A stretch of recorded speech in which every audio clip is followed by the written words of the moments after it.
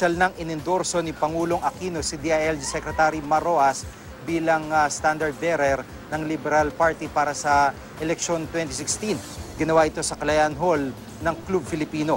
Sa talumpati ng Pangulo, nabanggit niyang meron siyang 3 kinausap para ituloy ang daang matuwid.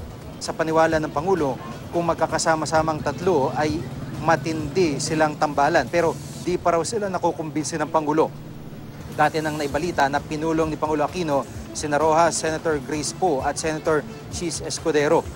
Pero sa ngayon, wala pang malino na payag si Escudero at Poe kung anong plano nila sa 2016. Sa pag-endorso ng Pangulo kay Rojas, ibinida niyang sigurado raw na may kakayahan at walang ibang interes si Rojas kundi ang interes ng bayan.